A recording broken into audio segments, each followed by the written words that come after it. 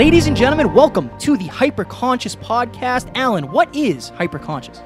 Once you understand why something is the way that it is, now you have the power to change it. Great conversations with great people and great questions are the keys to the kingdom of unlocking your consciousness.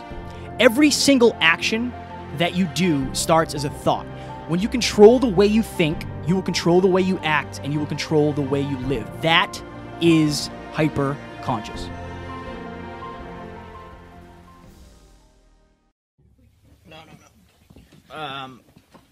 Geographically.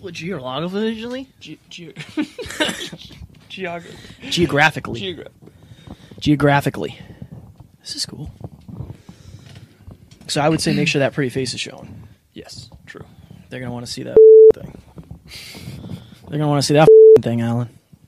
That face. You good? Ready?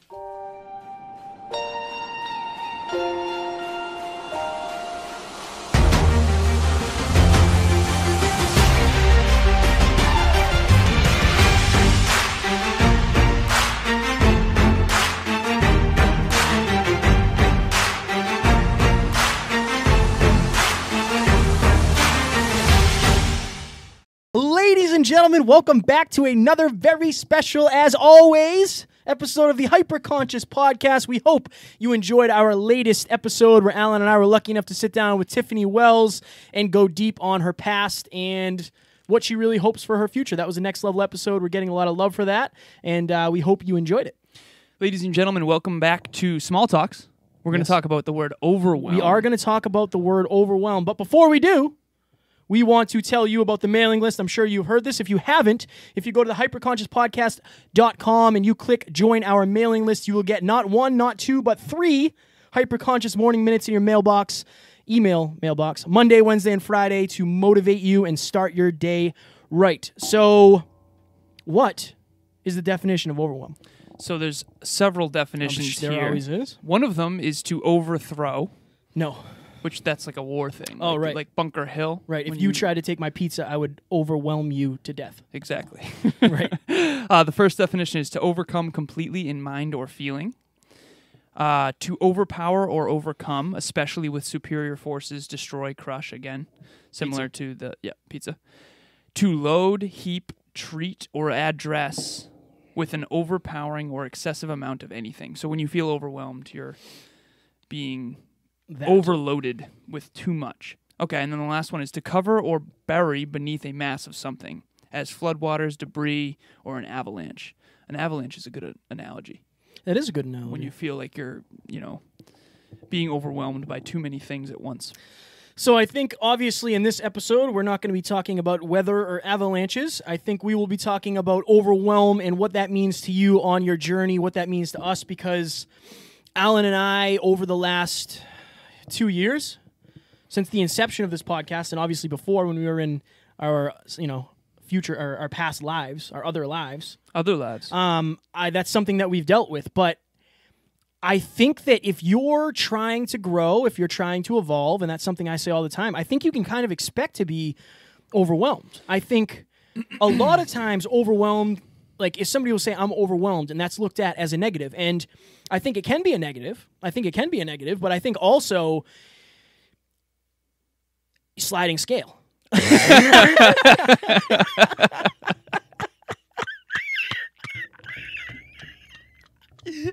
damn it, Craig.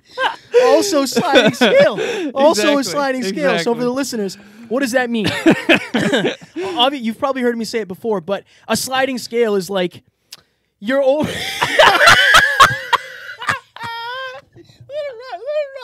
Let it run. A sliding We're powering scale, through, folks. A sliding scale in this case, we've been talking for like 5 hours, so it's been a long day already. We've been masterminding. We actually reached out to some guests. It's been a whole day. It's been a great day. We're overwhelmed, you might say. We are overwhelmed, and that's why I am super giggly. But at one point, you would be overwhelmed if you try to squat 135 pounds. Yes.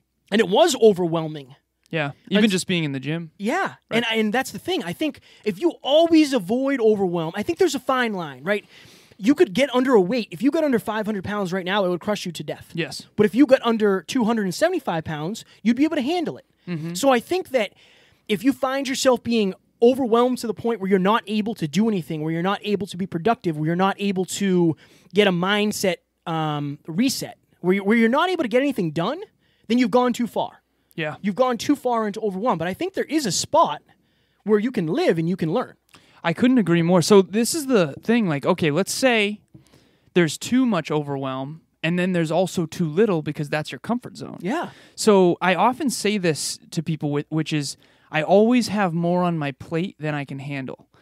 And if I have way too much on my plate, like let's say my plate was 150% full, I think that's too much because Kevin and I often talk about leveling up and then leveling out and then leveling up and then leveling out. In other words, you kind of have to be in over your head a little bit because that will force you to grow, but not too much to where you're drowning.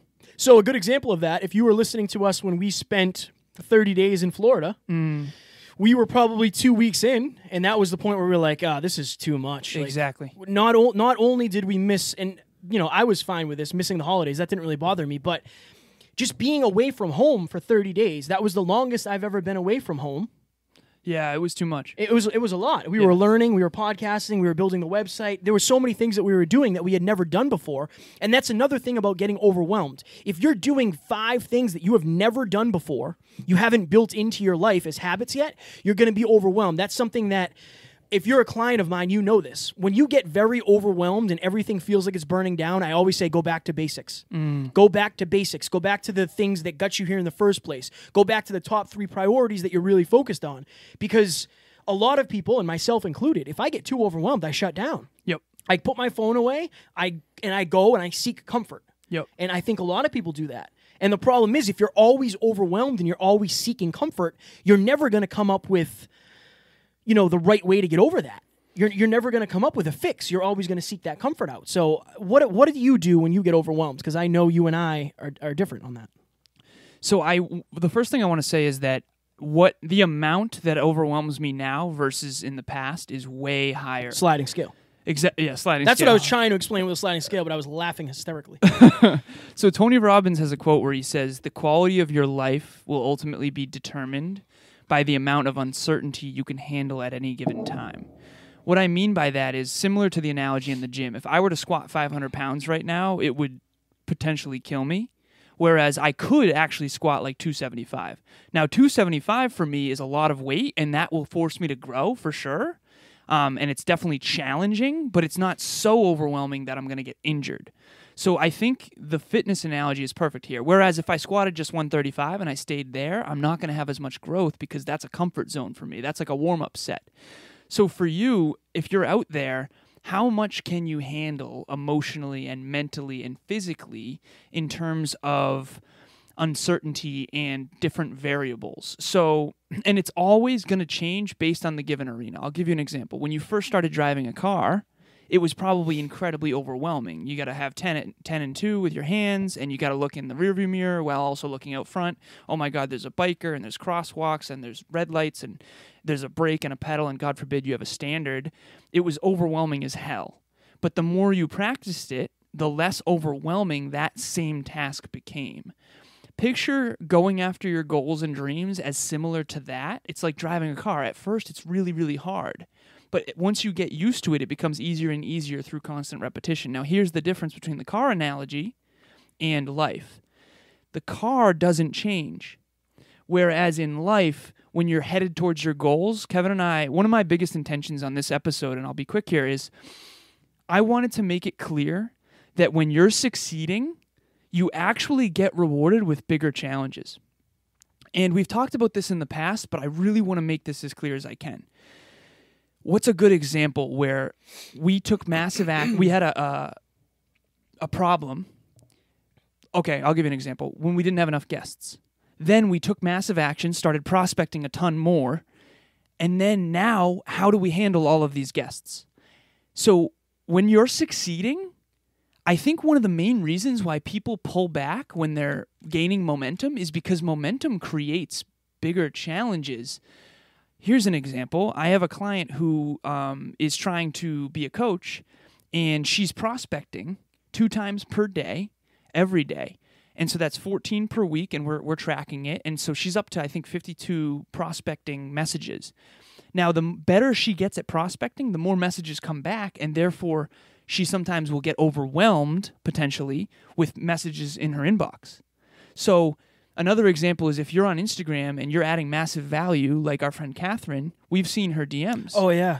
So imagine she's succeeding because she's helping so many people that they're all reaching out, and she gets overwhelmed because it's so many people to answer.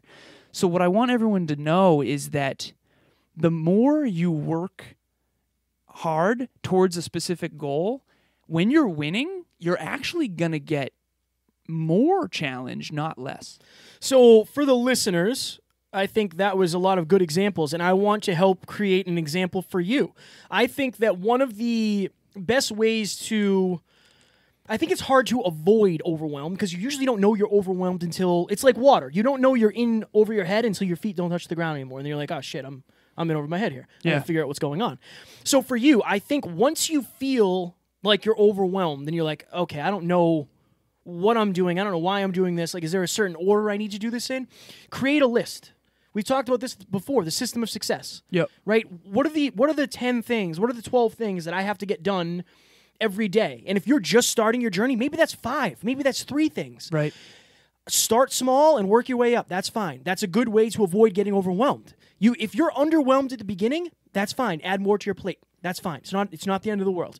But for me, I felt a little bit overwhelmed the last couple of weeks because you know how it is. I'm very responsive to my clients. I will text with my clients all day if that's what they need in that given day. That's very important to me. It's unbelievably important to me. I'll stay up late and talk to them. It's very important to me. But the caveat of that is that's something that I have to level up to. That's something that it's easy to get overwhelmed when you're working on... I uploaded 3 YouTube videos today. I tried to get 4 done. Now, I haven't been checking in with my system. So I feel overwhelmed because I feel like I'm doing a lot of work and not getting much done, when in reality, I'm actually getting everything done that I intended on. Yeah, but if you don't check in, then maybe your perception... Yeah. So that's an interesting thing. Oh, my goodness, that went by fast. That was the fastest ever. Right? Kev, let's That's me. be vulnerable because that's always your intention on this podcast. At one point, not long ago, Kevin came to me and he said, I really need to get more clients. I love coaching. I want to get more clients. I want to help more people. Like, how do I do that? And we created a system to help you get more clients, and you implemented it very well. And now you have a bunch more clients. And then this is a perfect example of when you're succeeding, you will actually be faced with more challenge, not less. Now you have to figure out how to handle all these clients. Yeah. I think that that was an interesting thing because one thing, you and I are both involved in fitness. We know how the fitness industry goes. People will say, well, how do these next level coaches, how do these next level influencers have so many clients? They don't. They have a cookie cutter program that they send people. Exactly. And you and I are not that way. Yeah. You cannot have a mindset cookie cutter program. It doesn't work. Right. It doesn't work. Different things make you anxious. Different things, you have different goals, right? So with us, and I'll speak about myself specifically, you always have to go back to that question of, well, what do I have to become in order to be the best coach? I have to become an unbelievably quality communicator. Yep. I have to communicate my point, very well, and I have to make sure that I'm understood, and I also have to do a great job of understanding. Yep. The overwhelm lies in the fact that I know I have to get better in order to continue doing this and get better at it and grow and scale and continue doing it. So I think the overwhelm for me it's a positive thing, like you said. Don't forget how bad you wanted it before you had it all. Use the perspective of the fact that I didn't have this before. Of course I'm overwhelmed, but sometimes it's good to be overwhelmed because that means you're doing it. It could mean you're doing something right. It could mean you're doing something wrong too, but figure out what kind of overwhelm it is. Like pressure. Some people might say, oh, pressure's a bad thing. Is it? Depends. Depends. Right. And it's the same with overwhelm. It's the same with stress. It's the same with a lot of things. Comfort. Some comfort's good. Some comfort's bad. Yeah. So I think you can always either lower the target. Like, for example, at one point, I only had 1 client. Yeah. Now I have way more than that. And for a little while there, I was very overwhelmed with how many clients I had. But I knew that it was going to force me to get more disciplined and more focused on what matters more. So, for example, it's a lot easier to handle one client than it is 7. But in order to handle 7 clients, I have to get that much better at what I do. Yeah, 7 times better. Right. So exactly. And how do you do that? You can find unique ways to add more value in less time. You have to become an even better communicator because you're not able to text all day every day. So I could have either lowered the target and said, okay, I'm only going to ever do 1 client or 3 clients or 5 clients or whatever it is, or I can force myself to grow. That choice is really mine. It's up to me. It's up to you. If you're out there right now and you feel overwhelmed by something, you're probably on one of 2 extremes, I'll be honest. And I'll be honest about the extreme that I'm on. I try to brute force everything. I try to just do it all, and usually I grow, but I end up getting very overwhelmed to the point where, like a breaking point, where I crash and burn. Maybe I lose my temper, or I get overly frustrated, or something like that. Whereas some people pull back too quick. Instead of like, oh, okay, I can't handle 4 clients. You can either lower the target and get rid of the overwhelm, or you can keep the target where it is and figure out a way to get better. Those are your 2 options. You need to know when to lower the target and when not to, and when to grow. So just 2 quick things before we get out of here and let you guys go. Number 1, speaking of myself specifically, I haven't always been as good at dealing with overwhelm as I am now. Like, when we went to Florida, that was a lot of overwhelm. I couldn't have handled that a year ago. Right. So I want you guys to know that. Don't expect to just jump into the deepest depths right off the bat, because you might feel like you're drowning, and then you might have a negative association and not want to be overwhelmed again. Exactly. So I would rather you undershoot at the beginning. I would rather you underwhelm your schedule and work your way up into an ideal point, rather than overwhelm yourself to the point where you say, you know what, I don't think I can do this anymore. So that's the first point. The second point is, if you connect why you're doing it, why are you willing to face the overwhelm? So just for an example, my clients, a couple of them, are going through different things. One wants to be a personal trainer, and 1 or 2 are actually doing real estate. Now, one of the things I said to them is, look, the next X amount of time is going to suck, because you have to do your normal life, but you also have to do this other thing that you're really trying to focus and grow on. You're most likely going to be overwhelmed. Yeah. But remember why you're overwhelmed. Yeah. Because you're overwhelmed in the present, so you don't have to be as much in the future. And because you're working towards something you really want. Yeah. And a better future. Yeah. You're going to be overwhelmed in life anyway. If you're going to a job you don't like and you're overworked and underpaid, you're probably overwhelmed. So why not maybe take on a little bit more of that, but in your own time, in your own space, with your own freedom, and then try to work your way to a life that you want. That's what we're so passionate about. So that's why it's easier for us to deal with the overwhelm, because we chose it. We chose this overwhelm, and we're crawling through this shit every day. Yeah, and you're definitely going to be more able to handle overwhelm when you're doing it for your own dreams and your own goals and the people you love, and your why power is stronger. The last thing I want to say is diamonds are created by pressure, but I don't want you to put yourself under so much pressure that you're not taking action. So figure out where your sweet spot is and make sure you're leveling up in your ability to handle overwhelm. I'll give you one quick example, and then we'll go, because we're way over time here. Always. My clients kind of know this. When they're succeeding, I'm very happy, but the next time we get on a call, I always dump a little bit more on them. In other words, I have their 12 priorities, their goals and dreams, very crystally clear. Right. Can't You're making up words today. Yeah, crystally clear. And so usually when they executed and had an awesome week, guess what I do? Okay, well, let's touch base on your dreams. Where are we with this thing? Where are we with this thing? So, for example, with that client who's prospecting twice a day, if she hit 14, what am I going to do? 16. Exactly. If she didn't hit 14, what am I going to do? Either, 14 originally? Yeah. Either 14 again or maybe 12. Oh, exactly. Okay, so when you're winning, that's the time to actually dump more on your plate to keep that momentum going. When you're losing, you're going to want to try to grow into the goal. So raise the target as soon as you're winning, because that's going to force more growth. But when you're losing, don't beat yourself up. Just keep working at it. Be patient, but also persistent, and try to figure out how to hit that target. And as always, if you are overwhelmed and you're looking for clarity, reach out to Alan or myself. We're more than happy and willing and grateful to help you guys. It's awesome that you guys trust us enough to reach out with your deepest, darkest things. So we appreciate that more than anything. We Very hope much. Drizzy. I was going to say you could polish a turd, but it's still a turd. But I was going to throw that into your diamond reference. We hope you enjoyed this episode. Up next, we are doing a Scratching the Surface episode on recreation. So this kind of came up because when we sat down with Mark Metry, he was talking about version 1.0 versus version 2.0. And I think that if you look back on your life, you always have a chance to evolve. You always have a chance to become a new version of yourself and recreate yourself. And I also think that goes hand in hand with your identity. I watched a really good TED Talk that we'll talk about that next episode, but I think it's a really good thing to piggyback on Overwhelm, because sometimes when you're overwhelmed, it's because you're recreating yourself. I couldn't agree more. Transformation and recreation go hand in hand. I can't wait for this episode, and I will talk to you over there. We will. We will. That's right. It's we. That's right. Talk to you soon. Drizzy. Bye. Talk to you soon.